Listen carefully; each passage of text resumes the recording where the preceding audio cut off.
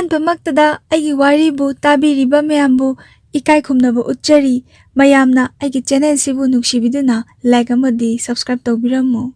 ꯉꯁꯤꯒꯤ ꯋꯥꯔꯤꯁꯤꯗꯤ ꯍꯧꯖꯤꯛꯀꯤ ꯏꯆꯦꯁꯦ ꯃꯥꯁꯦ ꯃꯔꯥꯏꯕꯛ ꯌꯥꯝꯅ ꯊꯤꯅ ꯍꯧꯖꯔꯛꯄꯤꯅꯤ ꯃꯥꯁꯦ ꯑꯄꯣꯛꯄꯤ ꯏꯃꯥꯒ ꯍꯦꯛ ꯂꯩꯃꯤꯟꯅꯕ ꯐꯪꯖꯔꯛꯇꯦ ꯇꯣꯈꯥꯏꯅ ꯂꯩꯅꯈ꯭ꯔꯦ ꯍꯣꯏ ꯏꯃꯥ ꯑꯇꯣꯞꯄ ꯍꯥꯏꯇꯥꯔꯦꯅꯦ ꯄꯣꯛꯃꯤꯟꯅꯗꯕ ꯏꯃꯥꯒꯕꯨꯗꯤ ꯂꯩꯃꯤꯟꯅꯩ ꯌꯥꯝ ꯊꯤꯅ ꯇꯧꯏ ꯈꯣꯠꯂꯤ ꯑꯗꯨꯗꯒꯤ ꯇꯣꯉꯥꯟꯅ ꯊꯝꯈ꯭ꯔꯒ ꯑꯄꯣꯛꯄꯤ ꯏꯃꯥ ꯍꯥꯏꯕꯁꯤꯒ ꯑꯗꯨꯒ ꯍꯦꯛ ꯄꯣꯛꯇꯕ ꯍꯥꯏꯕꯁꯦ ꯈꯔꯗꯤ ꯈꯦꯠꯅꯩꯗꯅ ꯊꯃꯣꯏꯒꯤ ꯑꯣꯏꯕ तसेंगना तमनिंगबा इपाउसे मयेक सेंगना तंबदुदी खितंग कोइतक चनबदो अदुमाइना चनै इचेसे मागा नुंसिनजब नुपासिगा चही अमा खर हेना नुंसिनजरगा मासे लुहोंगे को युम पाबगी लंबीसिदा याम नौना खोंगदारे इचेसिसु लेंगाव थिंगाव ओइना अदुगा कमाइ तौगेदा इचेसिना युम पालइबा इमुंगसे सिसि मनेम्बोकसे सिसिना माबु खर उसितबा थाक हंदना उबदो अदुमाइना उइये अदुगा कमाइ तौगेदा अंगांग यावरेको अंगांग यावरबा कांसिदा मपुरेबसिना खर दुम ngausanne हाबि ची मपुरेबसे खर ngausanना हरपा मी अबजानिदा अदैदुदा मु नुपिसम कोइ खलकपिने युम पानबा कोइ अंगांग यावरबा मतु अंगांगसिना चही अमा को फाफात्रि साइदगी मादि नुपिसे दुम लोलोना अदुम कोइरबजानिदा अदु लोलोना सुम कोइबि चेनादि खंगपदो मपुरेबगी मागी होंगलक इबा मोंग मतौसे खंगबसिदा कोइ नोम वारी सानबा कांसिदा माना इनाबा मनिनोम थोकिबसे इनारा कांसिदा कनानो नंग वारी सानेदुबो कइनो वारी सानबो इमुगदा सानदना आमनिंदा थो सानेदुबो खोलिदो कान हाइबा कांसिदा कोगी चैबा हाइतारेने ओंखलगा ओइना नुपिसदा ngang अदगी फुबा अदगी थाबम चादबा जगादा थाजनबीबा पापा हेक थाजनबीबा कोगी चैना अमा खांगिङैदा मनम फुजलकबिदो दुमाइने तौबी दो मने पोक्सनसु असु खामदे ए कइनो नंग अंगांगदुदा तौरिदो अदे फरजु फतसु अंगांग अनौबा चेलिबनी दुमाइन तौबा हौनदेनि नोइबुका सिगी वाहाइजे कैसोमता हाइदबिको मचाना ममौ नुपि फुरगा हेक्ता येंगा लैबा ngambी नुपिनी याम सेंगना हारगा अदे कोइरे बाखं मसा सादना कोइरे अदे इचेसिसु हाइगदबा ngangadabdusu खतंग मसाजे तुसो मांसोना अदुम लैजाबी कोगी मी मांगदा खनबसम इकाइबा याम नौनसु युम पालेको मीना खोइदा नोकनागनिको हाइबगी पंकीदा किजबा पंपादा पाखतजबको दुमाजे खांगबा याबा खांगजले नुंगाइतारे यामना अदगी माना कोइरिबा नुपीदुगी प्रैक्टिकल नोटबुक का सेक्शनबीबा माइ ममांगमक्तदा अदुमाइनागा हेक तौबा इसेगी थमोइजा याम अदुगी मति याम सातीना सोकपदो कइनो मान तौरिजिबो हाइदि सेंगनारगा अंगांग अमा यावरे अंगांगदो सिंदोक सिंजे लौनदना मचागी कुमहैदा नोक्तना खेदना हरावना अरै लेता चामिनगदब मतमदुदा नुपी अमगी प्रैक्टिकल नोटबुक सिनकलकपा गाइसे यामना कोइ चैनीबगी मओंगनेबको अदुबु इचेसे मासे कइनो तौबा हाइतारे मागिनि हाइबदा तुंग हन्ना येंगबदा नौनगा युम पान्थो उरे पामोम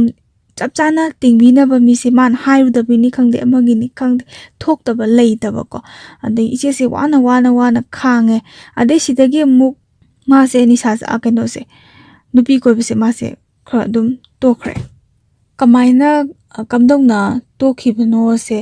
सेल पाइदबिनी खंगदे अमगिनी खंगदे दुम मासे खर तोखरेबा साइ कांसिदा अतोखा कांदा कमाइन तौगेदा मादि निसाजे त चाखला पुरा फुल माना चारी बनी साजिन गुली से एकदम चारगा अदे ड्रेन ड्राई तो अदुगा से त कइनो मनम लौरगा हैंकरशिप त कइदा मेसलगा मनम लौरगा चिंखलपी अदुगुम्बा निसाजे फुल द चाखलकपनेबा ai ni sa salabana saigi mane poksida ima paisa piu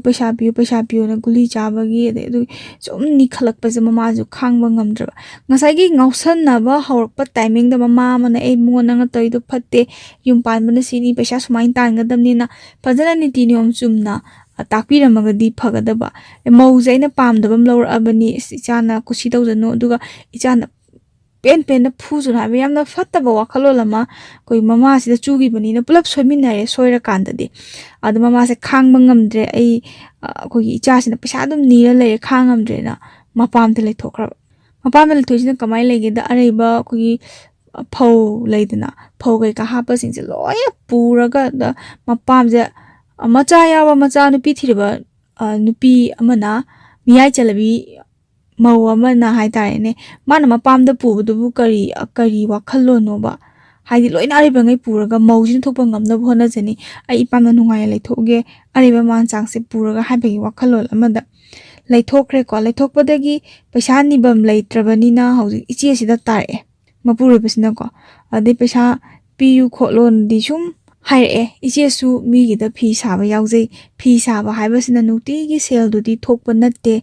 phi du ma kai ma ka aga paisa pirak kadabani ade phuba saiba tawre paisa piyo yadraga na mama ya thajan bi bi de managanda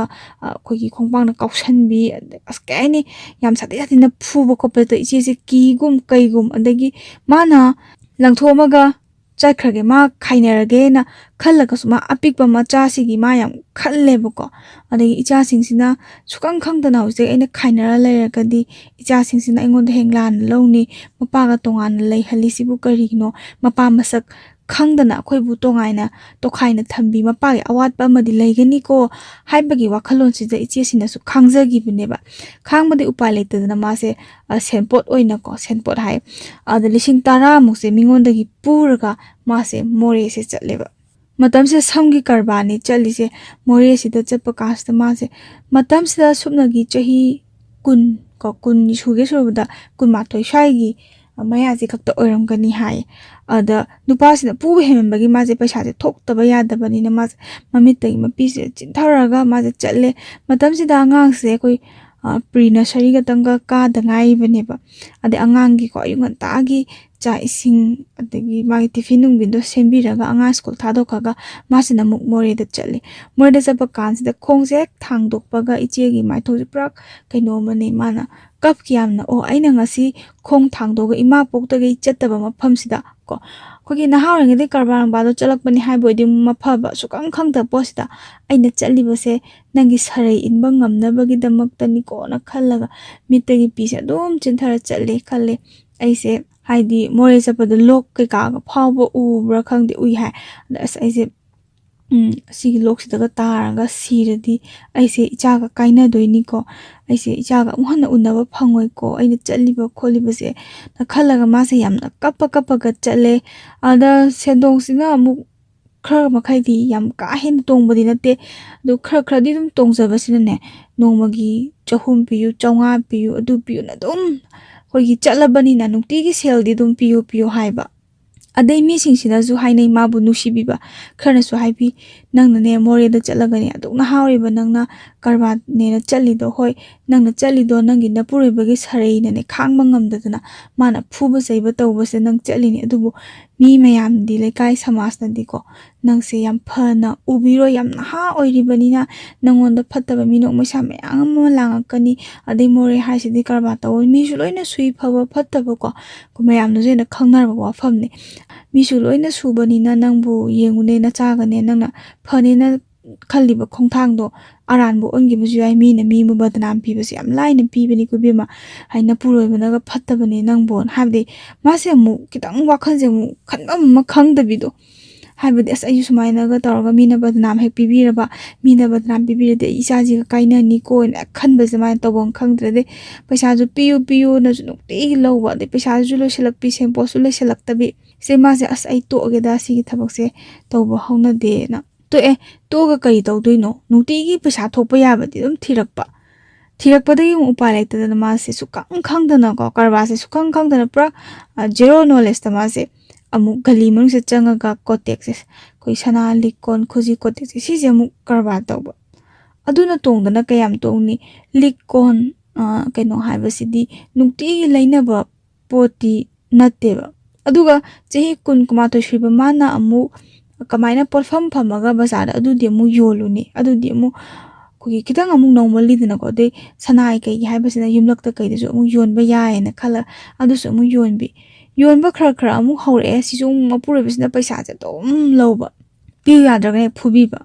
atagi areba pochai ko haini upuero kangtholore thugai bi mingsenga da thugai bi are poche kau khai bi lang khai bi tawbase iche se ma se tawaje nungai trepo ko ma se asai icha ji gi khallaga ko icha se mai bak thire ko ai hek lang tho ja ki bude icha chi ek khaina ga ni cha ga tongan lei har ka ni khan bagi iche se war suwana ma se khangi bine matam se iche gi thamoi se yam so i mana so pa yunda tam o ai apok bi ima duga khoi ga ꯄꯨꯟꯅ ꯂꯩꯃꯤꯟꯅꯔꯝꯃꯒꯗꯤ ꯅꯆꯥꯒꯤ ꯑꯋꯥꯕꯁꯦ ꯈꯤꯇ ꯈꯪꯒꯗꯕꯅꯤꯀꯣ ꯅꯪꯅ ꯑꯩꯈꯣꯏꯒ ꯂꯩꯃꯤꯟꯅꯗ꯭ꯔꯦꯀꯣ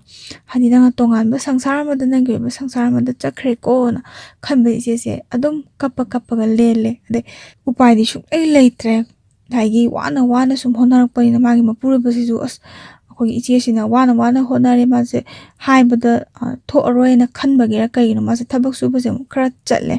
ꯊꯕꯛ ꯁꯨꯕ ꯆꯠꯂꯤꯁꯨ ꯄꯩꯁꯥ ꯅꯨꯡꯁꯥ ꯀꯩꯝꯇ ꯄꯤꯁꯜꯂꯛꯄ ꯈꯣꯠꯆꯜꯂꯛꯄ ꯅꯠꯇꯦ ꯈꯔ ꯍꯦꯛ ꯌꯥꯝꯅ ꯐꯪꯉꯅ ꯅꯣꯡ ꯐꯥꯗꯣꯛ ꯍꯦꯛ ꯄꯤꯁꯜꯂꯛꯄ ꯑꯗꯨꯒ ꯊꯕꯛꯁꯤꯁꯨ ꯑꯗꯨꯝ ꯆꯠꯄ ꯅꯠꯇꯦ ꯆꯠꯅꯤꯡꯉꯒꯅ ꯍꯦꯛ ꯆꯠꯅꯤꯡꯗ꯭ꯔꯒꯅ ꯍꯦꯛ ꯇꯣꯛ ꯁꯨꯃꯥꯏꯅ ꯇꯧꯕ ꯂꯥꯏꯕꯛ ꯐꯕ ꯍꯥꯏꯒꯗ꯭ꯔꯥ ꯁꯤꯗꯒꯤꯗꯤ ꯏꯆꯦꯒꯤ ꯅꯨꯄꯥꯁꯦ ꯃꯥꯁꯦ ꯊꯕꯛ ꯑꯃ ꯐꯪꯉꯦꯀꯣ ꯊꯕꯛ ꯑꯃ ꯐꯪꯕꯗꯒꯤ ꯃꯥꯁꯦ ꯊꯕꯛ ꯃꯐꯝꯁꯤꯗ ꯇ꯭ꯔꯦꯅꯤꯡ ꯇꯧꯕ ꯆꯠꯇꯣꯔꯦ ꯑꯗ ꯉꯁꯥꯏꯒꯤ ꯃꯅꯦꯝꯄꯣꯛꯁꯦ ꯁꯤꯁꯤꯗꯤ ꯌꯨꯝꯁꯤꯗ ꯏꯆꯦ ꯃꯊꯟꯇ ꯂꯩꯍꯧꯗꯣꯔꯕꯅꯤꯅ ꯏꯆꯦꯁꯤꯅ ꯏꯃꯥꯗꯣ ꯀꯧꯁꯟꯕꯤꯔꯁꯤ ꯍꯧꯖꯤꯛꯇꯤ ꯀꯩꯅꯣꯁꯨ ꯏꯆꯦꯒꯤ ꯏꯄꯨꯔꯣꯏꯕꯁꯤꯁꯨ ꯊꯕꯛ ꯑꯃ ꯐꯪꯉꯕꯅꯤꯅꯅ ꯍꯥꯏꯔꯦ ꯑꯗꯩ ꯃꯄꯨꯔꯣꯏꯕꯁꯤꯅꯗꯤ ꯌꯥꯗꯦ ꯅꯍꯥꯟꯒꯩ ꯆꯠꯊꯣꯛꯈ꯭ꯔꯒ ꯂꯩꯔꯒ ꯀꯧꯔꯨꯅꯨ ꯈꯣꯠꯂꯨꯅ ꯍꯥꯏ ꯏꯆꯦꯁꯤꯅꯗꯤ ꯃꯥꯁꯦ ꯃꯃꯥꯒꯤ ꯑꯋꯥꯠꯄꯗꯣ ꯂꯩꯖꯕꯅꯦ ꯃꯃꯥ ꯃꯆꯥ ꯀꯥꯏꯅꯕ ꯌꯥꯄꯣꯠꯇꯦ ꯑꯗ ꯑꯩ ꯏꯊꯟꯇꯁꯨ ꯂꯩꯍꯧꯗꯣꯏꯅꯤ ꯃꯤꯅ ꯀꯩꯅꯤ ꯍꯥꯏꯅꯒꯤꯅꯤ ꯃꯤꯅ ꯀꯨꯁꯤꯔꯥꯁꯤ ꯄꯪꯇꯧꯒ ꯇꯧꯕ ꯃꯥꯟꯒꯤꯅꯤ ꯑꯍꯜ ꯂꯃꯟ ꯄꯥꯟꯕꯅ ꯐꯩꯗ ꯈꯜꯂꯒ ꯏꯆꯦꯁꯤꯅ ꯀꯧꯖꯔꯨꯔꯒ ꯑꯃꯨꯛ ꯂꯥꯛꯑꯦꯕꯀꯣ ꯃꯅꯦꯝꯄꯣꯛꯁꯦ ꯑꯗꯒꯤ ꯃꯅꯦꯝꯄꯣꯛꯁꯤꯁꯨ ꯃꯥꯁꯨ ꯑꯩꯒꯤ ꯏꯃꯧꯁꯤꯅ ꯁꯨꯃꯥꯏꯅ ꯇꯧꯕꯤꯔꯤꯁꯦ ꯌꯥꯝ ꯐꯩ ꯍꯥꯏꯕꯒꯤ ꯋꯥꯈꯜꯁꯦ ꯈꯟꯗꯕꯗꯣ ꯃꯆꯥꯅ ꯇꯧꯔꯤꯕ ꯃꯑꯣꯡ ꯃꯇꯧꯁꯤꯗ ꯌꯥꯕ ꯑꯗꯩ ꯅꯪꯗꯤ ꯄꯨꯄꯥꯡ ꯁꯨꯗꯕ ꯃꯆꯥꯅꯤ ꯂꯥꯏꯔꯕ ꯏꯃꯨꯡꯗꯒꯤ ꯂꯥꯛꯄꯅꯤ ꯍꯥꯏꯕꯒꯤ ꯃꯑꯣꯡꯗ ꯍꯟꯗꯅ ꯑꯗꯨꯝ ꯌꯦꯡꯕꯁꯦ ꯁꯨꯡꯂꯦꯞ ꯂꯦꯞꯇꯦ ꯑꯗꯒꯤ ꯅꯨꯄꯥꯁꯤꯅ ꯇ꯭ꯔꯦꯅꯤꯡ ꯃꯐꯝꯗ ꯆꯠꯈ꯭ꯔꯦꯀꯣ ꯇ꯭ꯔꯦꯅꯤꯡ ꯃꯐꯝꯗ ꯆꯠꯈ꯭ꯔꯤꯉꯩꯁꯤꯗ ꯏꯆꯦꯁꯦ ꯄꯩꯁꯥꯁꯦ ꯂꯩꯇꯦ ꯇ꯭ꯔꯦꯅꯤꯡ ꯃꯐꯝꯗ ꯂꯩꯀꯥꯟꯁꯤꯗ ꯁꯤꯒꯤ ꯑꯋꯥꯠꯄ ꯑꯗꯒꯤ ꯄꯩꯁꯥ ꯅꯨꯡꯁꯥ ꯆꯥꯅꯕ ꯊꯛꯅꯕ ꯈꯣꯠꯅꯕ ꯂꯣꯏꯅꯃꯛ ꯏꯆꯦꯁꯤꯅ ꯑꯃꯗꯤ ꯑꯃꯨꯛ ꯄꯨꯅꯤ ꯑꯃꯗꯤ ꯑꯃꯨꯛ ꯂꯥꯛꯀꯅꯤ ꯅꯪꯅꯕ ꯄꯤꯒꯦ ꯈꯣꯠꯀꯦꯅ ꯃꯥꯁꯦ ꯌꯥꯝ ꯐꯖꯅ ꯋꯥꯅ ꯍꯣꯠꯅꯔꯒ ꯃꯄꯨꯔꯣꯏꯕꯒꯤ ꯋꯥꯠꯇꯅꯕꯁꯦ ꯍꯣꯠꯅꯖꯩ ꯑꯗꯩ ꯃꯄꯨꯔꯣꯏꯕꯁꯤꯅ ꯁꯤꯗ ꯑꯃꯨꯛ ꯀꯃꯥꯏꯅ ꯇꯧꯒꯦ ꯍꯥꯏ ꯀꯥꯟꯁꯤꯗ ꯃꯥꯗꯤ ꯇ꯭ꯔꯦꯅꯤꯡ ꯃꯅꯨꯡꯁꯤꯗ ꯃꯥꯗꯤ ꯅꯨꯄꯤꯁꯤ ꯀꯣꯏꯔꯕꯖꯥꯠꯅꯤꯗ ꯄꯥꯈꯪ ꯁꯥꯔꯒ ꯑꯗꯨꯝ ꯑꯥꯗꯗꯤ ꯌꯨꯝꯗ ꯍꯜꯂꯛꯇ꯭ꯔꯕꯅꯤꯅ ꯍꯦꯛꯇ ꯅꯨꯄꯤꯁꯦ ꯑꯃ ꯅꯠꯇ꯭ꯔꯒ ꯑꯃ ꯑꯍꯤꯡ ꯆꯨꯞꯄꯁꯦ ꯑꯗꯨꯝ ꯋꯥꯔꯤ ꯁꯥꯟꯅꯕꯤ ꯑꯗꯩ ꯄꯨꯔꯥ ꯀꯩꯅꯣꯝꯗ ꯂꯩꯈ꯭ꯔꯕ ꯃꯥꯁꯦ ꯁꯣꯝꯗꯅ ꯏꯆꯦꯅ ꯍꯣꯏ ꯇ꯭ꯔꯦꯅꯤꯡꯒꯤꯀꯣ ꯊꯥꯒꯤ ꯁꯦꯂꯔꯤ ꯐꯪꯉꯒꯕꯨꯗꯤ ꯄꯩꯁꯥꯗꯨꯕꯨꯗꯤ ꯑꯗꯨꯝ ꯁꯤꯡꯗꯣꯛꯏ ꯑꯗꯨꯒ ꯃꯤꯒꯤ ꯑꯇꯣꯝꯕꯗꯨ ꯈꯛ ꯁꯤꯡꯕ ꯀꯣꯟꯅꯅꯕ ꯄꯤꯔꯛꯄ ꯑꯇꯩꯅ ꯃꯥꯅ ꯉꯥꯎꯊꯣꯛꯄ ꯂꯥꯡꯊꯣꯛꯄ ꯑꯗꯩ ꯅꯨꯄꯤ ꯀꯣꯏꯕ ꯈꯣꯠꯄ ꯁꯨꯃꯥꯏꯅ ꯇꯧꯔꯦ ꯏꯆꯦꯁꯨ ꯃꯥꯅ ꯃꯅꯦꯝꯁꯤꯗ ꯍꯥꯏꯖꯩ ꯍꯥꯏꯗꯤ ꯄꯩꯁꯥ ꯅꯨꯡꯁꯥ ꯁꯤꯅꯤ ꯁꯤꯗ ꯆꯪꯕꯅꯤ ꯈꯣꯠꯄꯅꯤ ꯍꯥꯏ ꯃꯅꯦꯝꯁꯦ ꯀꯩꯁꯨ ꯊꯣꯏꯅ ꯇꯥꯗꯦ ꯊꯣꯏꯅ ꯂꯧꯗꯦꯕ ꯀꯩꯁꯨ ꯃꯋꯥ ꯂꯧꯕꯤꯗꯕꯒꯤ ꯇꯥꯏꯞꯇ ꯇꯧꯋꯦ ꯑꯗꯩ ꯁꯨꯃꯥꯏꯅ ꯋꯥꯅ ꯁꯨꯝ ꯍꯤꯡꯉꯛꯏ ꯀꯥꯟꯁꯤꯗ ꯉꯁꯥꯏꯒꯤ ꯇ꯭ꯔꯦꯅꯤꯡ ꯂꯣꯏꯔꯕ ꯃꯅꯨꯡ ꯊꯕꯛꯀ ꯖꯣꯏꯟ ꯐꯖꯅ ꯇꯧꯔꯀꯥꯟꯗ ꯂꯩꯔꯀꯥꯟꯁꯤꯗ ꯅꯨꯄꯤꯁꯦ 3-4 ꯀꯣꯏꯔꯝꯕꯖꯥꯠꯅꯤꯗ ꯏꯆꯦꯁꯤꯗꯤ ꯈꯪꯍꯧꯗ꯭ꯔꯕ ꯍꯥꯏꯔꯗꯤ ꯉꯁꯥꯏꯒꯤ ꯅꯤꯁꯥꯗꯣ ꯑꯗꯨꯝ ꯆꯥꯔꯒ ꯂꯩꯔꯕꯅꯤꯅ ꯅꯨꯄꯤ ꯑꯉꯥꯡꯒꯤ ꯋꯥꯈꯜꯁꯤꯗꯤ ꯊꯥꯗꯣꯛꯑꯝꯃꯅꯤꯗ ꯑꯗꯒꯤ ꯄꯩꯁꯥ ꯅꯨꯡꯁꯥꯅꯒ ꯀꯣꯟꯅꯗꯕꯅꯤ ꯊꯕꯛ ꯏꯪꯈꯥꯡ ꯁꯨꯅꯕꯒ ꯍꯣꯠꯅꯕꯅꯦ ꯑꯗꯒꯤ ꯃꯆꯥꯅꯒ 2 ꯁꯨꯖꯜꯂꯦ ꯁꯤ ꯃꯇꯝꯗ ꯏꯆꯦꯁꯦ ꯑꯉꯥꯡꯁꯦ 2 ꯁꯨꯔꯛꯑꯕꯅꯦꯕ ꯑꯍꯟꯁꯦ ꯁꯤꯁꯤꯅ ꯄꯤꯛꯏꯉꯩ ꯅꯨꯄꯤ ꯀꯣꯏꯔꯛꯄꯗꯨꯅ ꯑꯉꯥꯡ 2 ꯁꯨꯔꯕꯅꯤꯀꯣ ꯁꯨꯝ ꯀꯣꯏꯔꯤꯁꯦ ꯊꯕꯛ ꯃꯐꯝꯗꯒ ꯑꯗꯨꯝ ꯂꯩꯕꯅꯤꯅ ꯈꯪꯉꯨꯗ꯭ꯔꯕ ꯍꯥꯏꯇꯥꯔꯦ ꯑꯗꯣ ꯅꯣꯡꯃ ꯐꯣꯟ ꯂꯥꯛꯑꯦ ꯁꯤꯗ ꯑꯃꯨꯛ ꯈꯪꯉꯛꯏꯁꯤꯅ ꯐꯣꯟ ꯂꯥꯛꯄ ꯀꯥꯟꯁꯤꯗ ꯃꯥꯁꯦ ꯋꯥꯁꯔꯨꯝꯗ ꯆꯪꯕꯗ ꯏꯆꯦꯁꯤꯅ ꯀꯩꯅꯣ ꯐꯣꯟ ꯂꯥꯛꯑꯒ ꯋꯥꯁꯔꯨꯝꯗ ꯆꯪꯉꯤꯗꯨꯕꯨ ꯍꯥꯏꯗꯤ ꯍꯥꯟꯅ ꯇꯧꯈꯤꯕ ꯊꯕꯛꯅꯤꯅꯀꯣ ꯑꯗ ꯉꯥꯡꯅ ꯈꯣꯠꯅꯗꯅ ꯇꯧꯕꯗꯒꯤ ꯍꯥꯏꯗꯤ ꯅꯨꯄꯥꯁꯤꯅ ꯉꯝꯗꯅ ꯑꯗꯨꯝ ꯃꯥꯏꯊꯣꯛꯄ ꯑꯗꯨꯝ ꯈꯨꯝꯃꯦ ꯑꯗꯩ ꯁꯤꯗꯒꯤ ꯏꯆꯦꯁꯤꯅ ꯁꯨꯝ ꯊꯤꯒꯠꯂ ꯀꯥꯟꯁꯤꯗ ꯅꯨꯄꯤꯁꯦ 3 ꯀꯣꯏꯔꯝꯃꯦ ꯍꯥꯏꯌꯦ ꯑꯗ ꯊꯕꯛ ꯇꯧꯃꯤꯟꯅꯕ ꯃꯤꯁꯤꯡꯁꯤꯗ ꯃꯥꯅ ꯍꯪꯉꯦꯕꯀꯣ ꯑꯩꯈꯣꯏꯒꯤ ꯐꯣꯟ ꯅꯝꯕꯔꯁꯦ ꯂꯧꯔꯒ ꯀꯃꯥꯏꯅ ꯇꯧꯕꯅꯣ ꯑꯩꯗꯤ ꯈꯪꯍꯧꯗ꯭ꯔꯦ ꯑꯗ ꯃꯥꯏꯁꯤꯕꯨ ꯀꯃꯥꯏꯅ ꯈꯪꯅꯈꯤꯕꯅꯣ ꯈꯣꯠꯈꯤꯕꯅꯣ ꯍꯪꯀꯥꯟꯁꯤꯗ ꯑꯩꯈꯣꯏ ꯌꯥꯝ ꯐꯕ ꯍꯥꯏꯇꯥꯔꯦ ꯊꯕꯛ ꯇꯧꯃꯤꯟꯅꯕꯃꯛꯇ ꯑꯣꯏꯔꯁꯨ ꯃꯣꯏ ꯃꯁꯦꯟ ꯃꯤꯆꯪ ꯆꯪꯅꯗꯕꯗꯣ ꯑꯩꯈꯣꯏꯁꯨ ꯅꯍꯥꯟꯗꯒꯤ ꯈꯜꯂꯤꯅꯤꯅꯦ ꯅꯪꯁꯤꯕꯨ ꯀꯔꯤꯝꯇ ꯈꯪꯗ꯭ꯔꯖꯥꯠꯂ ꯃꯥꯅ ꯁꯤꯗ ꯊꯕꯛ ꯃꯐꯝꯗ ꯂꯩꯔꯒ ꯃꯥꯅ ꯁꯤꯗ ꯇꯧꯔꯤꯕꯁꯤꯗꯤ ꯂꯣꯏꯔꯦ ꯄꯨꯔꯥ ꯐꯣꯟꯁꯦ ꯑꯗꯨꯝ ꯋꯥꯔꯤ ꯁꯥꯟꯅꯕꯤꯅꯤ ꯏꯃꯨꯡꯒꯤ ꯃꯤꯒꯁꯦ ꯅꯤꯡꯁꯤꯡꯗ꯭ꯔꯕ꯭ꯔꯥ ꯀꯥꯏꯅ ꯈꯜꯂꯕꯅꯤ ꯈꯣꯠꯂꯕꯅꯤ ꯑꯗꯩ ꯂꯝ ꯅꯨꯡꯁꯦ ꯃꯣꯏꯅ ꯍꯥꯏꯗꯣꯛꯄꯤꯔꯛꯑꯦ ꯁꯤꯒꯤ ꯂꯝꯗꯒꯤ ꯃꯥꯜꯂꯤꯅꯦ ꯈꯣꯠꯂꯤꯅꯦ ꯍꯥꯏ ꯃꯥꯁꯦ ꯏꯆꯦꯁꯦ ꯊꯋꯥꯏ ꯅꯨꯡꯉꯥꯏꯇ꯭ꯔꯦꯕꯀோ ꯑꯗꯩ ꯃꯥꯁꯦ ꯐꯣꯟꯁꯤꯁꯨ ꯌꯦꯡꯒꯦ ꯆꯦꯛ ꯇꯧꯒꯦ ꯍꯥꯏꯔꯁꯨ ꯂꯣꯛ ꯍꯦꯛ ꯂꯣꯛꯁꯤꯁꯨ ꯃꯥꯒ ꯌꯨꯝ ꯑꯃꯠꯇ ꯂꯩꯃꯤꯟꯅꯔꯤꯕ ꯃꯥꯒꯤ ꯅꯨꯄꯤꯁꯤꯅ ꯀꯔꯤꯝꯇ ꯈꯪꯍꯟꯕꯤꯗꯕꯗꯣ ꯋꯥꯅ ꯍꯣꯠꯅꯗꯅꯀꯣ ꯏꯆꯦꯁꯤꯁꯨ ꯃꯥꯒꯤ ꯉꯝꯖꯕꯤ ꯊꯥꯛꯇ ꯍꯣꯠꯅꯗꯨꯅ ꯐꯣꯟ ꯅꯝꯕꯔꯁꯦ ꯂꯧꯊꯣꯛꯑꯦꯀꯣ ꯑꯗꯩ ꯃꯥꯒ ꯑꯩꯈꯣꯏꯒꯤ ꯐꯣꯟ ꯃꯦꯠꯄꯁꯤꯗꯤ ꯏꯆꯦꯗꯤ ꯄꯥꯛꯅ ꯈꯨꯠꯂꯣꯏꯗꯦꯕꯀꯣ toina paidaba sizinadabana kitang khuloi wale dagi magi macha se macha han sida man hai baba se sumaina tawre khole ko zum macha di kitang chorakpa ma haibdu macha su dum gyan nung ta ma khot pore baina phone je yengom tan harga macha sina tawra khola number se lokthoe number se lokthoga haire boko khangnaram basida ichena hana kaishu chaide ma phana sauni phana ngani dubu migi machagi mara natte ai ipure base man han dagi magi phattaba haina bini magi lichani harga mana migi macha singsida mana haije ba noi lana logano ta sengna ma aina noi haise mi sama khakta nate mi se ani ohom ni mang koi je sumaina ma di nupi angang lerebani masa chehi singa yongna chawrabani ado noi da kai harga khangnari no khonari no aidi magi loina bini sisi matang di khangan ge haidana noi tawrakpani kholapani phazan hai ada somna kana mana khangnara man nupi so leisabi ko leisabi hai ina ma sawgonu aidi ta sengna khangdana ai koirubani matungna muhanna tawroi ina mana sumaina haibira ise yam phaiye ga maina ga haigi da haibadagi kogi ichesina so haigi ado ai noi da kenom di haige noi na sana khangna lapthok sago da aina sumaina phone tori kholei to se haibi ganu imung da mahi yam langi di masu katang su khupula puzu ko chengna haraga minuksi habu kitang watpani ipure base minuksi wale de kamai haini da imung da mahi langi kholi noi na kitang gyan tabiraga mo da lapthok pi ko hai haije gi ba hoi nama ai dum lapthok ke khotok ke haraga nupi si sumaina kaina gre nupi singsina leisi kamai tawge da hojiki ichegi ipure sisina tabak tawba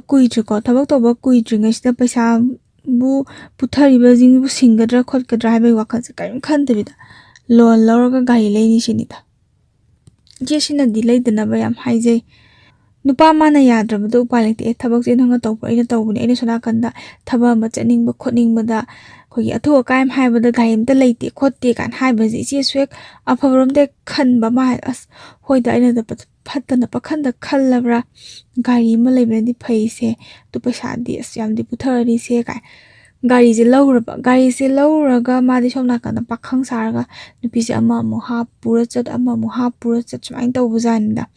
adagi no masu phone da thegnai phone da selfie taraga kapama bazan nupi se ga maga ko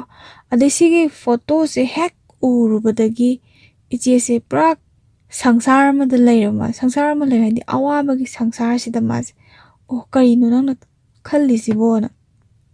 thamoi se atuki matik penjadre sengna harga hoi nupa mayam ma lei nupi angang leina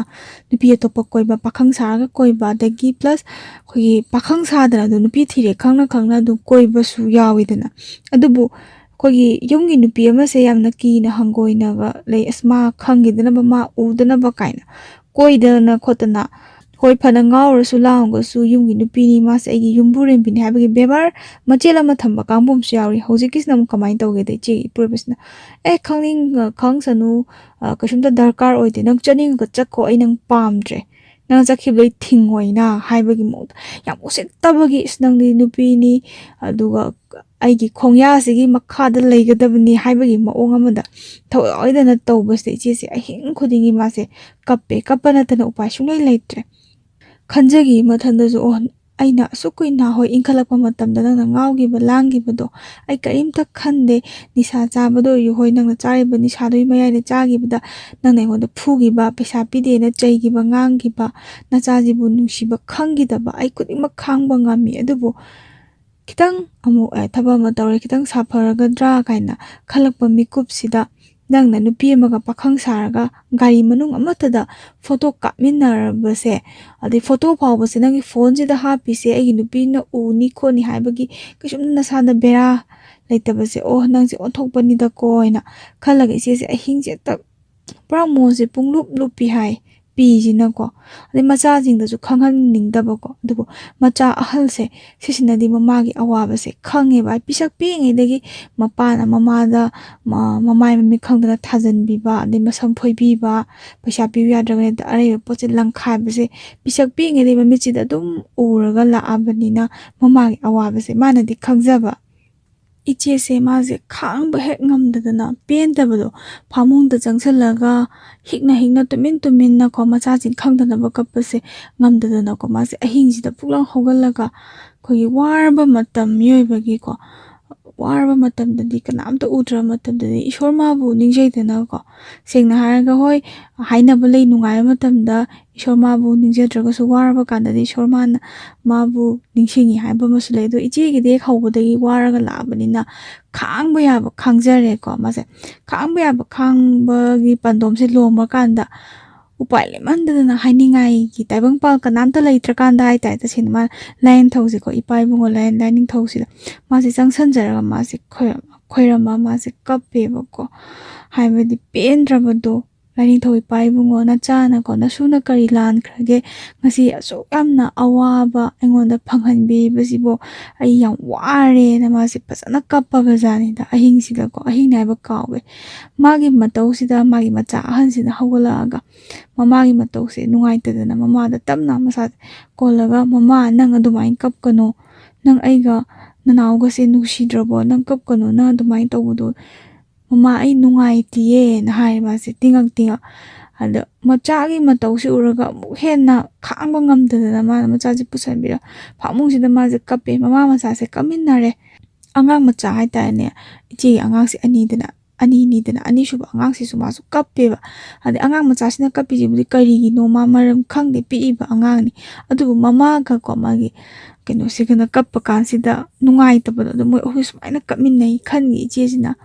ꯑꯩꯅ ꯉꯁꯤ ꯂꯥꯟꯗꯕꯃꯛꯇ ꯑꯣꯏꯔꯗꯤ ꯑꯁꯨꯛ ꯀꯨꯏꯅ ꯑꯩꯈꯣꯏ ꯅꯪꯒꯤ ꯁꯥꯔꯩꯁꯦ ꯏꯟꯕ ꯉꯝꯅꯕ ꯏꯆꯥ ꯀꯥꯏꯅꯗꯅꯕ ꯑꯁꯨꯛ ꯋꯥꯅ ꯈꯥꯡꯉꯤꯁꯦ ꯏꯁꯣꯔꯁꯤꯅ ꯇꯁꯦꯡꯅ ꯂꯩꯕꯃꯛꯇ ꯑꯣꯏꯔꯗꯤ ꯅꯪꯁꯨ ꯑꯩꯅ ꯋꯥꯔꯤꯕ ꯃꯩꯆꯥꯛꯁꯦ ꯑꯩꯈꯣꯏꯒꯤ ꯅꯪꯁꯨ ꯅꯣꯡꯃꯗꯤ ꯁꯣꯏꯗꯅ ꯈꯪꯉꯛꯄ ꯑꯣꯏꯌꯨꯀꯣꯅ ꯃꯥꯅ ꯈꯟꯖꯒꯤ ꯑꯗꯣ ꯈꯜꯂꯦ ꯍꯥꯏꯕ ꯋꯥꯅꯤ ꯑꯗꯨ ꯀꯩꯁꯨꯝꯇ ꯑꯍꯣꯡꯕ ꯀꯩꯝꯇ ꯂꯩꯇꯕꯗꯣ ꯏꯆꯦꯒꯤ ꯅꯨꯄꯥꯁꯤꯗ ꯉꯁꯥꯏꯒꯤ ꯅꯨꯄꯤ ꯑꯍꯨꯝꯁꯦ ꯁꯤꯁꯤꯒ ꯑꯩꯈꯣꯏꯒꯤ ꯏꯆꯦꯁꯤꯅ ꯍꯥꯏꯗꯣꯛꯈ꯭ꯔꯕ ꯃꯇꯨꯡꯁꯤꯗ ꯃꯥꯁꯦ ꯃꯇꯝ ꯈꯔꯗꯤ ꯑꯃꯨꯛ ꯂꯦꯞꯄꯦꯀꯣ ꯅꯨꯄꯤꯁꯦ ꯐꯪꯗꯕꯒꯤ ꯂꯦꯞꯈ꯭ꯔꯦ ꯑꯗꯨꯒ ꯑꯃꯨꯛꯁꯨ ꯑꯃꯨꯛ ꯀꯣꯏꯕꯤꯅꯦꯕ ꯅꯨꯄꯤꯁꯦ ꯑꯃ ꯅꯠꯇ꯭ꯔꯒ ꯑꯃ ꯑꯗꯩ ꯑꯃꯨꯛ ꯀꯣꯏꯕꯁꯤꯗ ꯁꯤꯁꯨ ꯑꯗꯨꯝ ꯏꯁꯣꯔꯁꯦ ꯂꯩꯇꯦ ꯍꯥꯏꯕꯗꯤ ꯌꯥꯔꯣꯏ ꯍꯥꯏ ꯏꯆꯦꯅꯀꯣ ꯃꯉꯣꯟꯗ ꯑꯗꯨꯝ ꯏꯁꯣꯔꯁꯤ나 ꯑꯃ ꯅꯠꯇ꯭ꯔꯒ ꯑꯃ ꯎꯄꯥꯏ ꯑꯃ ꯇꯧꯔꯒ ꯑꯗꯨꯝ ꯈꯪꯍꯜꯂꯛꯄꯗꯣ ꯃꯁꯥ ꯃꯊꯟꯇꯅ ꯃꯄꯨꯔꯣꯏꯕꯁꯤꯅꯗꯤ ꯑꯗꯨꯝ ꯂꯣꯠꯅꯕ ꯍꯣꯠꯅꯕ ꯑꯗꯨꯒ ꯍꯦꯛ ꯍꯥꯏꯔꯨꯔꯒꯅ ꯆꯪꯁꯤꯜꯂꯒ ꯍꯦꯛꯇ ꯊꯤꯟꯖꯟꯕꯤ ꯐꯨꯖꯟꯕꯤ ꯇꯧꯋꯦ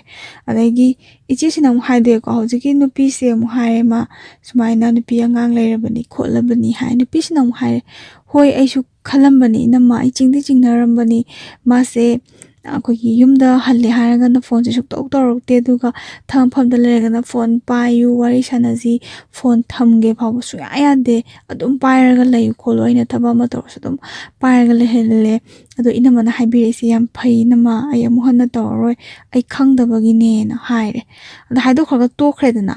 ꯈꯔ ꯂꯩꯔꯒ ꯑꯃꯨꯛ ꯑꯁꯣꯝ ꯅꯥꯀꯟꯗꯒꯤ ꯍꯥꯏꯇꯥꯔꯦ ꯂꯝꯁꯤꯗꯤ ꯑꯝꯇ ꯄꯟꯖꯔꯛꯑꯔꯣꯏꯒꯦ ꯑꯗꯣ ꯑꯁꯣꯝ ꯅꯥꯀꯟꯗꯒꯤ ꯑꯃꯒ ꯀꯣꯏꯗ꯭ꯔꯕ ꯃꯥꯗꯤ ꯑꯅꯤ ꯀꯣꯏꯈꯠꯂꯕ ꯂꯝ ꯑꯃꯁꯤꯗꯒꯤ ꯑꯗꯩ ꯁꯤꯁꯨ ꯑꯃꯨꯛ ꯍꯥꯏꯔꯦꯀꯣ ꯏꯆꯦꯁꯤꯅ ꯑꯃꯨꯛ ꯍꯥꯏꯗꯣꯛꯑꯦ ꯑꯗ ꯀꯃꯥꯏꯅ ꯈꯪꯅꯕꯅꯣ ꯈꯣꯠꯄꯅꯣ ꯍꯥꯏ ꯀꯩꯅꯣꯗ ꯐꯦꯁꯕꯨꯛꯇꯀꯣ ꯑꯗ ꯈꯪꯅꯕꯗꯤ ꯃꯦꯁꯦꯟꯖꯔꯗ ꯁꯨꯝ ꯋꯥꯔꯤ ꯋꯥꯇꯥꯏ ꯇꯧꯕꯗꯒꯤ ꯏꯆꯝ ꯆꯝꯅ ꯁꯨꯝ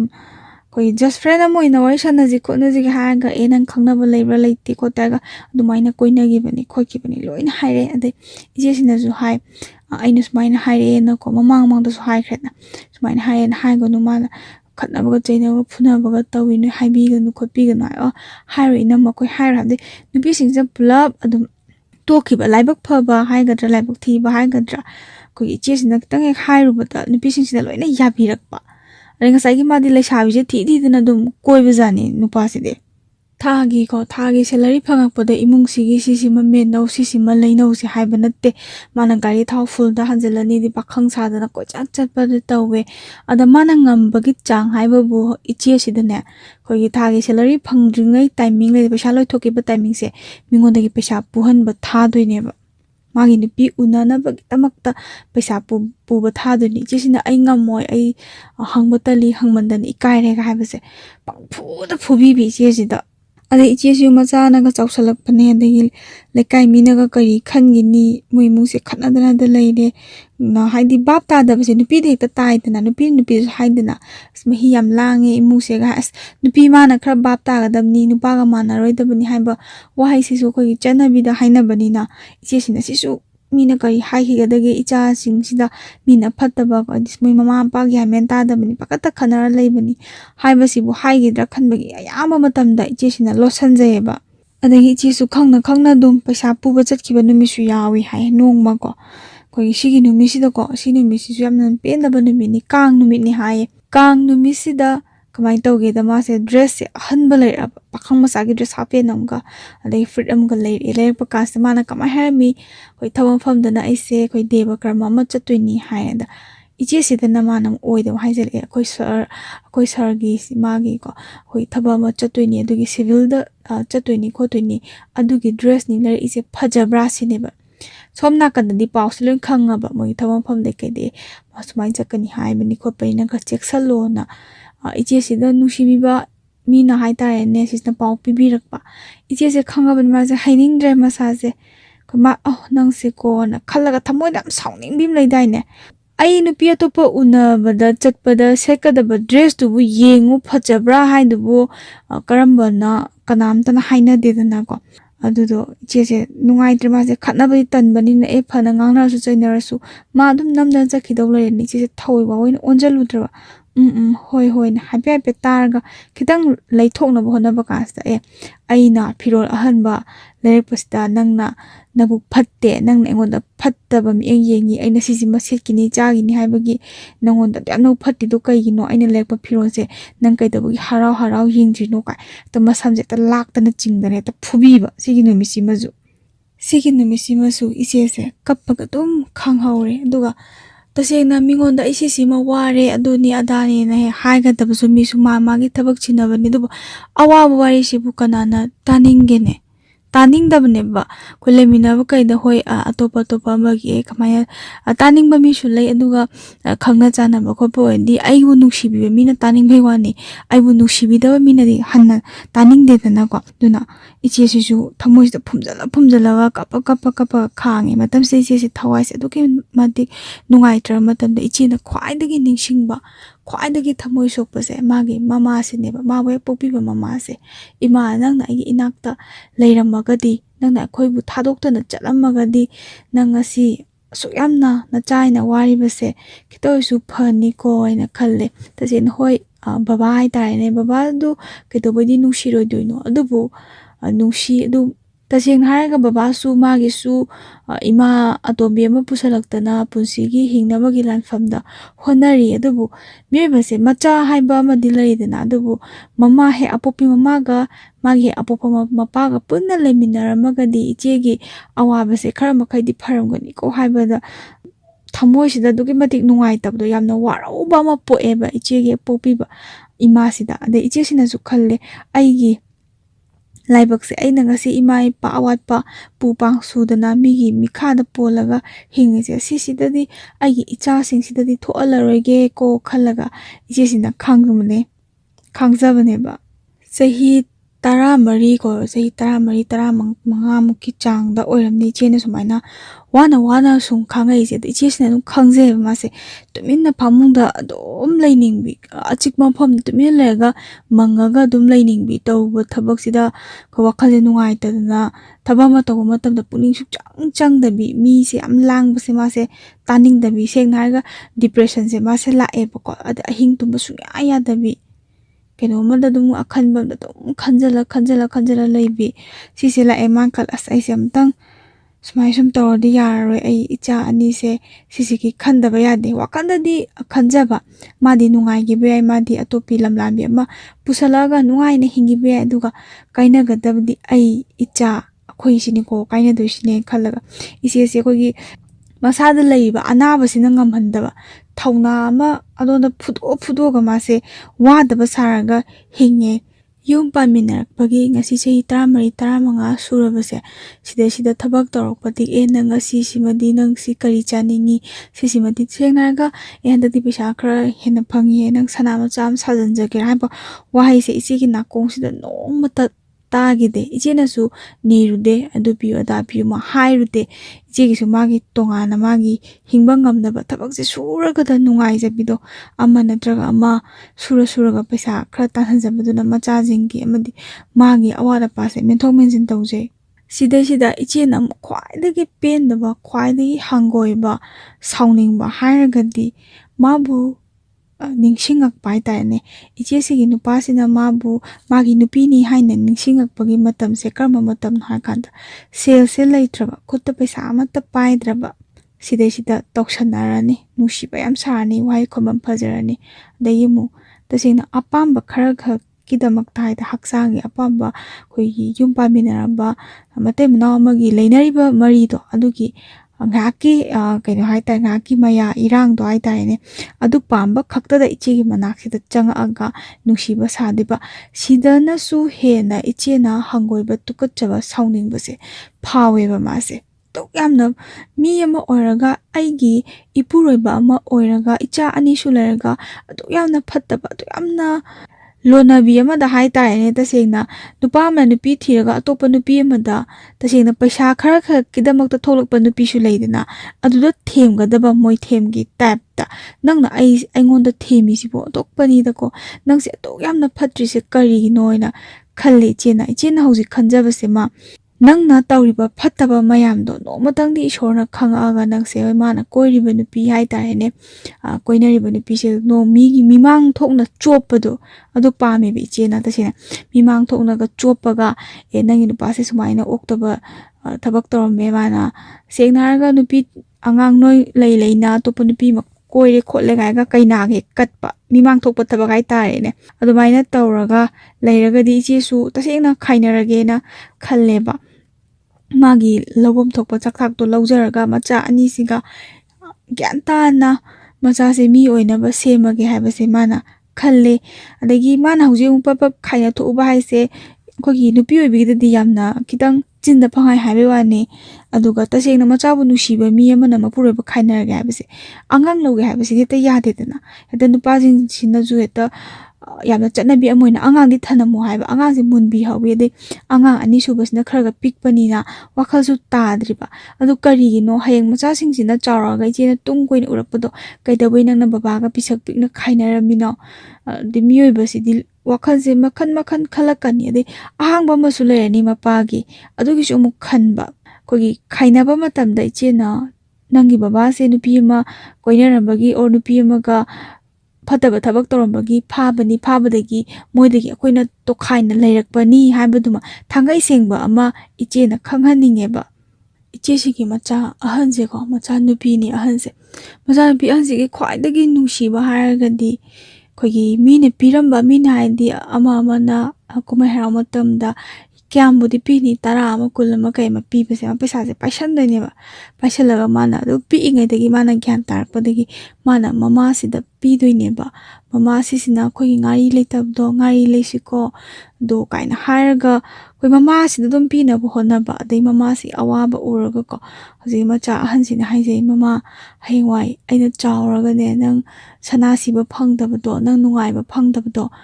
ꯑꯩꯅ ꯍꯌꯦꯡꯋꯥꯏ ꯆꯥꯎꯔꯒ ꯅꯪ ꯌꯥꯝ ꯅꯨꯡꯉꯥꯏꯍꯟꯗꯣꯏꯅꯤ ꯃꯃꯥ ꯅꯪ ꯑꯗꯨꯃꯥꯏꯅ ꯀꯞꯀꯅꯨ ꯍꯥꯏꯔꯒ ꯑꯩꯈꯣꯏꯒꯤ ꯃꯆꯥꯁꯦ ꯃꯥꯁꯦ ꯑꯗꯨꯝ ꯑꯋꯥꯕ ꯍꯥꯏꯕꯗꯣ ꯈꯪꯉꯕꯅꯤꯅ ꯃꯃꯥꯁꯤꯅ ꯀꯞꯄꯤꯁꯦ ꯁꯤꯗꯒꯤ ꯇꯥꯗꯅ ꯃꯥꯅ ꯍꯦꯟꯅ ꯀꯞꯄꯗꯣ ꯃꯃꯥ ꯃꯆꯥꯁꯦ ꯀꯞꯃꯤꯟꯅꯕ ꯅꯠꯇꯅ ꯎꯄꯥꯏ ꯂꯩꯇꯕ ꯃꯄꯥꯅꯤ ꯍꯥꯏꯕꯩ ꯋꯥꯅꯤ ꯃꯆꯥ ꯑꯃꯗ ꯎꯠꯀꯗꯕ ꯃꯤꯅꯨꯡꯁꯤꯗꯣ ꯎꯠꯄꯤꯗ꯭ꯔꯕꯅꯤꯅ ꯃꯃꯥꯅ ꯋꯥꯔꯤꯗꯣ ꯑꯗꯨꯝ ꯑꯩꯈꯣꯏꯒꯤ ꯎꯔꯒ ꯂꯩꯖꯕꯗꯣ ꯇꯁꯦꯡꯅ ꯃꯃꯥ ꯃꯄꯥꯒꯤ ꯑꯋꯥꯕꯁꯦ ꯍꯣꯏ ꯅꯨꯄꯥꯗꯁꯨ ꯎꯕ ꯂꯩ ꯑꯗ ꯅꯨꯄꯤꯅꯗꯤ ꯈꯔ ꯍꯦꯟꯅ ꯎꯕ꯭ꯔꯥ ꯍꯥꯏꯅ ꯈꯜꯂꯤ ꯁꯤꯅ ꯑꯩꯒꯤ ꯋꯥꯈꯜꯅꯤꯀꯣ ꯂꯥꯜꯂꯝꯕ ꯌꯥꯏ ꯆꯨꯝꯃꯝꯕ ꯌꯥꯏ ꯑꯩꯅ ꯅꯨꯄꯤ ꯑꯣꯏꯅ ꯄꯣꯛꯎꯕꯅꯤꯅ ꯈꯔ ꯍꯦꯟꯅ ꯎꯕꯒꯤ ꯃꯑꯣꯡ ꯑꯃ ꯎꯖꯩ ꯑꯩꯅ ꯑꯗꯩ ꯌꯥꯝꯅ ꯀꯞꯃꯤꯟꯅꯩ ꯃꯃꯥ ꯃꯆꯥꯁꯦ ꯑꯉꯥꯡꯁꯤꯒꯀꯣ ꯍꯧꯖꯤꯛꯀꯤ ꯏꯆꯦꯒꯤ ꯃꯆꯥꯁꯤꯒ ꯑꯩꯈꯣꯏ ꯇꯣꯉꯥꯟꯅ ꯂꯩꯁꯤꯅ ꯑꯉꯥꯡꯁꯦ ꯀꯩꯅꯣꯗ ꯂꯩꯕꯅꯦ ꯍꯣꯁꯇꯦꯜꯗ ꯂꯩꯕꯅꯦ ꯑꯗꯩ ꯃꯥꯅ ꯑꯗꯨꯝ ꯍꯥꯏꯔꯛꯑꯦꯕꯀꯣ ꯏꯆꯦꯁꯤꯅ ꯋꯥꯕ ꯀꯞꯄ ꯈꯨꯗꯤꯡꯒꯤ ꯃꯆꯥꯁꯤꯗ ꯐꯥꯎꯕꯒꯤ ꯇꯥꯏꯞꯇ ꯃꯃꯥꯒꯤ ꯑꯋꯥꯕꯁꯦ ꯃꯆꯥꯗ ꯐꯥꯎꯍꯟꯕꯒꯤ ꯇꯥꯏꯞꯇ ꯇꯧꯕꯖꯥꯠꯅꯤ ꯑꯗꯨꯝ ꯍꯥꯏꯔꯛꯇꯣꯏꯅꯤ ꯏꯆꯦꯅ ꯉꯁꯤꯁꯦ ꯊꯋꯥꯏ ꯅꯨꯡꯉꯥꯏꯇ꯭ꯔꯦ ꯀꯞꯄꯕ ꯋꯥꯈꯜ ꯅꯨꯡꯉꯥꯏꯇꯅ ꯂꯩꯔꯗꯤ ꯑꯥꯗꯒꯤ ꯑꯗꯨꯝ ꯍꯣꯁꯇꯦꯜ ꯃꯐꯝꯗꯩ ꯄꯥꯎ ꯆꯦꯜꯂꯛꯇꯣꯏꯕ ꯑꯩꯈꯣꯏ ꯃꯃꯥꯗꯣ ꯃꯪꯗ ꯎꯔꯝꯃꯦ ꯃꯥ ꯃꯁꯥ ꯉꯝꯗꯕ꯭ꯔꯥ ꯃꯥ ꯀꯩꯗꯧꯔꯒꯦꯅ ꯍꯪꯗꯣꯏꯕ ꯄꯥꯎ ꯆꯦꯜꯂꯒ ꯏꯆꯦꯅꯗꯤ ꯋꯥꯏ ꯈꯣꯠꯂꯦꯗꯤ ꯀꯃꯥꯏꯅ ꯍꯥꯏꯅꯤ ꯑꯗꯩ ꯏꯆꯦꯅꯁꯨ ꯑꯗꯨꯝ ꯃꯤꯅꯝꯃꯒ ꯈꯨꯝꯃꯦ ꯃꯃꯥ ꯀꯩꯁꯨꯝ ꯇꯧꯗꯦ ꯅꯨꯡꯉꯥꯏꯅ ꯂꯩ ꯃꯪꯗ ꯃꯃꯥ ꯎꯔꯤꯗꯣ ꯐꯗ꯭ꯔꯣ ꯃꯃꯥꯗꯣ ꯅꯪꯒꯤ ꯅꯅꯥꯛꯇ ꯑꯗꯨꯝ ꯂꯦꯡꯗꯅ ꯂꯩꯌꯦꯅ ꯈꯜꯂꯣ ꯃꯃꯥ ꯎꯔꯤꯗꯣ ꯐꯔꯤꯅꯦꯅ ꯁꯨꯃꯥꯏꯅ ꯐꯖꯕꯤ ꯂꯣꯟꯗ ꯈꯨꯝꯗꯦ ꯏꯆꯦꯅꯗꯤ ꯁꯣꯝ ꯅꯥꯀꯟꯗꯗꯤ ꯅꯨꯡꯉꯥꯏꯐꯝ ꯈꯪꯗꯕꯒꯤ ꯂꯦꯜꯂꯕ ꯑꯗꯒꯤ ꯏꯆꯦꯁꯤꯅꯁꯨꯅꯦ ꯈꯤꯇꯪ ꯊꯋꯥꯏ ꯅꯨꯡꯉꯥꯏꯇꯕ ꯍꯥꯏꯇꯥꯔꯦ ꯑꯗꯨ ꯊꯋꯥꯏ ꯃꯌꯥꯝ ꯅꯨꯡꯉꯥꯏꯇ꯭ꯔꯒ ꯀꯧꯕꯝ ꯈ꯭ꯋꯥꯏꯗꯒꯤ ꯅꯨꯡꯁꯤꯕ ꯃꯤꯁꯛ ꯑꯃ ꯀꯧꯔ ꯀꯞꯆꯕꯁꯦꯀꯣ ꯃꯥꯅ ꯑꯗꯨꯝ ꯃꯆꯥꯁꯦ ꯀꯧꯕ ꯆꯠꯊꯣꯏ ꯃꯃꯥꯁꯦ ꯌꯥꯝ ꯋꯥꯔꯦ ꯅꯪ ꯏꯅꯥꯛꯇ ꯂꯩꯔꯒꯗꯤ ꯃꯃꯥ ꯑꯋꯥꯕꯁꯦ ꯈꯔ ꯐꯩꯌꯦꯅ ꯍꯥꯏꯕꯗꯤ ꯌꯥꯝ ꯀꯥ ꯍꯦꯟꯅ ꯂꯥꯞꯅꯔꯨꯕꯒꯤ ꯋꯥꯗꯤ ꯅꯠꯇꯦ ꯑꯗꯨ ꯊꯃꯣꯏꯒꯤ ꯑꯋꯥꯕ ꯑꯃꯅ ꯈꯪꯕꯤꯕꯗꯣ ꯃꯥꯒꯤ ꯃꯆꯥꯁꯤ ꯈꯛꯅ ꯑꯣꯏꯅ ꯈꯪꯕꯤꯕ ꯑꯗꯩ ꯃꯆꯥꯁꯤꯅꯒ ꯍꯥꯏꯌꯦ ꯃꯃꯥ ꯅꯪ ꯕꯕꯥꯗꯒꯤ ꯍꯟꯇꯛ ꯃꯄꯣꯛꯁꯤꯃꯒꯤꯗꯤ ꯃꯤꯅꯨꯡꯁꯤ ꯍꯥꯏꯕꯗꯣ ꯀꯩꯁꯨ ꯐꯪꯒꯗꯕ ꯃꯥꯟꯗ꯭ꯔꯦ ꯑꯗꯣ ꯅꯪꯒꯤꯗꯃꯛꯇ ꯑꯩ ꯂꯩꯔꯤꯁꯤꯗꯤ ꯃꯃꯥ ꯍꯌꯦꯡ ꯑꯩꯅ ꯑꯗꯨꯝ ꯆꯥꯎꯔꯀꯥꯟꯗ ꯑꯃ ꯑꯣꯏꯕ ꯌꯥꯏ ꯑꯃ ꯑꯣꯏꯕ ꯌꯥꯏꯀꯣ ꯅꯪ ꯆꯥꯅꯤꯡꯕꯗ ꯆꯥꯍꯟꯗꯣꯏꯅꯤ ꯁꯦꯠꯅꯤꯡꯕꯗ ꯁꯦꯠꯍꯟꯗꯣꯏꯅꯤ ꯃꯃꯥ ꯅꯪ ꯀꯩꯝꯇ ꯋꯥꯒꯅꯣꯅ ꯁꯤꯒꯤ ꯋꯥꯍꯩꯁꯦ ꯏꯇꯠ ꯇꯠꯇꯅ ꯍꯥꯏꯔꯒ ꯑꯗꯨꯝ ꯀꯞꯄ ꯃꯃꯥ ꯅꯪ ꯋꯥꯒꯅꯣ ꯍꯥꯏꯔꯒ ꯃꯃꯥ ꯃꯆꯥꯁꯦ ꯎꯅꯕ ꯃꯇꯝꯗ ꯈꯤꯇꯪ ꯊꯥꯞꯇꯣꯛꯅꯕꯁꯤꯗ ꯌꯥꯝ ꯅꯨꯡꯉꯥꯏꯇꯕꯗꯣ ꯑꯗꯒꯤ ꯃꯆꯥꯁꯤꯅꯁꯨ ꯏꯆꯦꯁꯦ ꯁꯨꯡꯊꯥ ꯊꯥꯗꯣꯛꯅꯤꯡꯗꯕ ꯉꯁꯥꯏꯒꯤ ꯃꯄꯥꯅ ꯐꯨꯕꯤꯔꯝꯒꯅꯤ ꯆꯩꯕꯤꯔꯝꯒꯅꯤ ꯍꯦꯛ ꯈꯟꯕꯗ ꯇꯧꯐꯝ ꯈꯪꯗꯕ ꯑꯗꯨꯕꯨ ꯑꯉꯥꯡ ꯍꯥꯏꯕꯁꯤꯗꯤ ꯑꯉꯥꯡꯅꯤ ꯃꯤ ꯑꯣꯏꯅꯕ ꯁꯦꯝꯗꯕ ꯌꯥꯗꯦ ꯏꯟꯈꯠꯂꯛꯄ ꯃꯇꯝꯗ ꯁꯦꯝꯍꯧꯗ꯭ꯔꯗꯤ ꯀꯔꯝ ꯀꯥꯟꯗ ꯁꯦꯝꯍꯧꯒꯅꯤ ꯁꯤ ꯈꯟꯕꯅꯁꯨ ꯏꯆꯦꯁꯤꯅ ꯃꯆꯥꯁꯦ ꯃꯥꯒꯤ ꯅꯥꯛꯇꯒꯤ ꯈꯤꯇꯪ ꯊꯥꯞꯇꯣꯛꯑꯒ ꯊꯝꯕꯅꯦ ꯑꯗꯣ ꯏꯆꯦꯅꯁꯨ ꯑꯃꯨꯛ ꯈꯜꯂꯦ ꯑꯁ ꯑꯩꯅ ꯏꯆꯥ ꯅꯤꯡꯁꯤꯡ ꯀꯞꯄꯤꯁꯦ ꯃꯃꯪ ꯃꯍꯥꯗ ꯅꯨꯡꯉꯥꯏꯔꯔꯣꯏꯀꯣ ꯍꯥꯏꯅ ꯑꯗꯨꯃꯥꯏꯅ ꯈꯜꯂꯤ ꯌꯥꯝ ꯋꯥꯅꯗꯤ ꯈꯥꯡꯉꯤ ꯏꯆꯦꯁꯦ ꯍꯥꯏꯕ ꯋꯥꯅꯤ ꯃꯆꯥꯁꯤꯡꯈꯩꯁꯦ ꯍꯣꯠꯅꯕꯗ ꯍꯧꯖꯤꯛꯁꯦ ꯃꯁꯥꯒꯤ ꯑꯅꯥꯕꯁꯦ ꯗꯤꯄ꯭ꯔꯦꯁꯟꯅꯤ ꯃꯥ ꯄꯨꯔꯥ ꯅꯥꯔꯤꯁꯦ ꯁꯦꯡꯅ ꯍꯥꯏꯔꯕ ꯁꯤ ꯐꯥꯎꯕꯁꯦ ꯌꯦꯡꯊꯣꯛꯇꯦꯕ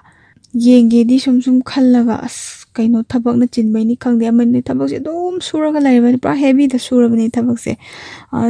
ꯁꯪꯗꯕꯅꯦ ꯑꯩꯈꯣꯏꯗꯤ ꯃꯁꯥ ꯆꯠꯊꯣꯛꯅꯤꯡꯕꯁꯨ ꯐꯥꯎꯗꯕꯗꯣ ꯀꯔꯤ ꯏꯃꯨꯡꯗꯨꯗ ꯑꯗꯨꯝ ꯂꯩꯔꯒ ꯅꯨꯡꯉꯥꯏꯕ ꯑꯃ ꯇꯧꯕꯗꯣꯀꯣ ꯃꯪꯉ ꯂꯩꯕ ꯋꯥꯈꯜ ꯂꯩꯅꯥ ꯑꯣꯜꯂꯒ ꯂꯩꯔꯕꯅꯤ ꯁꯤ ꯌꯦꯡꯅꯤꯡꯕꯁꯨ ꯐꯥꯎꯗ꯭ꯔꯦ ꯃꯁꯥꯅꯗꯤ ꯈꯪꯖꯕ ꯁꯤꯅꯤ ꯏꯆꯦꯒꯤ ꯋꯥꯔꯤꯁꯦ ꯌꯥꯝ ꯁꯥꯊꯤꯅ ꯋꯥꯔꯒꯅꯤ ꯃꯥꯅ ꯍꯤꯡꯉꯤꯁꯦ ꯃꯥꯒꯤ ꯃꯄꯨꯔꯣꯏꯕꯒꯤ ꯁꯥꯏꯠꯇꯒꯤꯗꯤ ꯅꯪ ꯌꯥꯎꯗꯅ ꯑꯩ ꯍꯤꯡꯕ ꯉꯝꯃꯣꯏꯒꯤ ꯋꯥꯈꯜ ꯁꯨꯡꯂꯩ ꯂꯩꯇ꯭ꯔꯕꯅꯦꯕ ꯆꯠꯅꯤꯡꯉꯒ ꯆꯠꯈꯣ ꯗꯔꯀꯥꯔ ꯑꯣꯏꯗꯦ ꯁꯤꯅꯤ ꯑꯩꯈꯣꯏꯒꯤ ꯌꯨꯝ ꯄꯥꯟꯕ ꯃꯇꯝꯗ ꯐꯠꯇꯕ ꯃꯤꯁꯛ ꯑꯃꯒ ꯊꯦꯡꯅꯔꯨꯔꯕꯗꯤ ꯁꯤꯁꯨ ꯌꯥꯝꯅ ꯋꯥꯕꯖꯥꯠꯅꯤ ꯑꯉꯥꯡ ꯌꯥꯎꯗ꯭ꯔꯒꯗꯤ ꯑꯃꯨꯛ ꯐꯕ ꯑꯉꯥꯡꯒ ꯌꯥꯎꯈ꯭ꯔꯒꯗꯤ ꯑꯗꯨꯛꯀꯤ ꯃꯇꯤꯛ ꯁꯥꯊꯤꯅ ꯋꯥꯏ ꯏꯆꯦꯁꯨ ꯃꯆꯥꯒꯤꯗꯃꯛꯇ ꯈꯜꯂꯒ ꯍꯤꯡꯕꯅꯤ ꯇꯝꯖꯅꯤꯡꯉꯥꯏꯅꯤ ꯏꯆꯦꯒꯤ ꯃꯇꯧꯁꯦ ꯉꯁꯤꯒꯤ ꯑꯩꯈꯣꯏꯒꯤ ꯌꯥꯝ ꯂꯩꯗꯅꯀꯣ ꯅꯨꯄꯤꯗꯁꯨ ꯍꯧꯖꯤꯛꯇꯤ ꯆꯍꯤ 4-5 ꯑꯉꯥꯡꯁꯤꯅ ꯆꯍꯤ 4-5 ꯁꯨꯕꯁꯤꯗ ꯑꯣꯏꯔꯦ ꯑꯩꯈꯣꯏꯒꯤ ꯌꯨꯝ ꯄꯥꯜꯂꯕꯤ ꯃꯧꯁꯤꯡꯁꯤꯅ ꯑꯃꯗ ꯆꯦꯟꯈ꯭ꯔꯦ ꯑꯗꯥꯗ ꯆꯦꯟꯈ꯭ꯔꯦꯁꯦ ꯌꯥꯝ ꯇꯥꯗ꯭ꯔꯥ ꯑꯗꯣ ꯏꯆꯦꯗꯤ ꯆꯍꯤ 14-15ꯁꯦ ꯃꯥꯒꯤ ꯃꯄꯨꯔꯣꯏꯕꯒꯤ ꯃꯤꯅꯨꯡꯁꯤ ꯃꯆꯦꯠ ꯑꯃꯠꯇ ꯐꯪꯗꯦ ꯑꯗꯩ ꯄ꯭ꯂꯁ ꯃꯥꯒꯤ ꯃꯅꯦꯝꯄꯣꯛꯀꯤ ꯃꯤꯅꯨꯡꯁꯤꯁꯨ ꯐꯪꯕ ꯅꯠꯇꯦ ꯁꯄꯣꯔꯠ ꯀꯅꯥꯝꯇ ꯐꯪꯕ ꯅꯠꯇꯦ ꯑꯗꯒꯤ ꯃꯥꯒꯤꯅꯤ ꯍꯥꯏꯕꯗ ꯁꯄꯣꯔꯠ ꯇꯧꯕꯤꯅꯕ ꯀꯅꯥꯝꯇ ꯂꯩꯇꯦ ꯑꯗꯨꯕꯨ ꯑꯩꯈꯣꯏꯒꯤ ꯇꯁꯦꯡꯅ ꯍꯨꯃꯥꯡ ꯃꯟꯅ ꯇꯥꯟꯖꯕ ꯁꯦꯜ ꯈꯔꯗꯨꯒ ꯑꯗꯨꯒ ꯃꯆꯥ ꯑꯅꯤꯁꯤꯒ ꯑꯋꯥꯕ ꯃꯌꯥꯝ ꯑꯃ ꯈꯥꯡꯉꯒ ꯍꯤꯡꯉꯤꯁꯦ ꯅꯨꯄꯤ ꯑꯣꯏꯕꯤ ꯑꯩꯈꯣই ꯃꯌꯥꯝꯅ ꯇꯝꯖꯅꯤꯡꯉꯥꯏꯅꯤ ꯑꯩꯒꯤ ꯑꯣꯏꯕ ꯁꯥꯏꯠꯇꯒꯤ ꯏꯆꯦꯗ ꯍꯥꯏꯖꯅꯤꯡꯕꯗꯤ ꯄꯨꯟꯁꯤꯗ ꯅꯥꯗ ꯌꯦꯛꯇꯕ ꯇꯦꯛꯇ ꯀꯥꯏꯗꯕꯀꯣ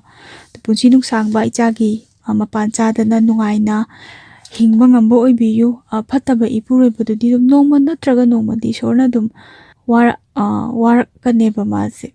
ꯑꯗꯨꯝ ꯋꯥꯔꯛꯄ ꯇꯥꯕꯅꯦꯕ ꯑꯩꯅ ꯊꯧꯕꯅ ꯑꯩꯅ ꯐꯪꯉꯦ ꯍꯥꯏꯕꯗꯨꯅꯤ ꯃꯇꯝꯗꯣ ꯑꯗꯨꯝ ꯉꯥꯏꯕꯤꯌꯨ ꯍꯥꯏꯅꯕ ꯂꯩꯗꯥꯏꯅꯦ ꯏꯆꯥ ꯐꯠꯇꯕ ꯆꯥꯎꯕ ꯉꯥꯏꯕ ꯏꯋꯥ ꯐꯠꯇꯕ ꯁꯤꯕ ꯉꯥꯏꯕ ꯑꯗꯨꯅ ꯐꯠꯇꯕ ꯃꯥꯒꯤꯁꯨ ꯐꯠꯇꯕ ꯐꯣꯜꯗꯣ ꯐꯪꯗ꯭ꯔꯤ ꯐꯥꯎꯕ ꯉꯥꯏꯕꯤꯔꯣ ꯑꯗꯣ ꯏꯆꯦꯅ ꯌꯥꯝ ꯅꯨꯡꯉꯥꯏꯅ ꯍꯤꯡꯕꯤꯌꯣ ꯍꯥꯏꯖꯅꯤꯡꯉꯤ ꯐꯔꯦ ꯑꯩ ꯋꯥꯔꯤꯁꯦ ꯉꯁꯤꯒꯤꯗꯤ ꯁꯤꯗ ꯂꯣꯏꯁꯤꯟꯖꯔꯒꯦ ꯁꯣꯏꯈꯤ ꯂꯥꯟꯈꯤꯕ ꯈꯨꯗꯤꯡꯃꯛ ꯃꯌꯥꯝꯅ ꯉꯥꯛꯄꯤꯌꯨ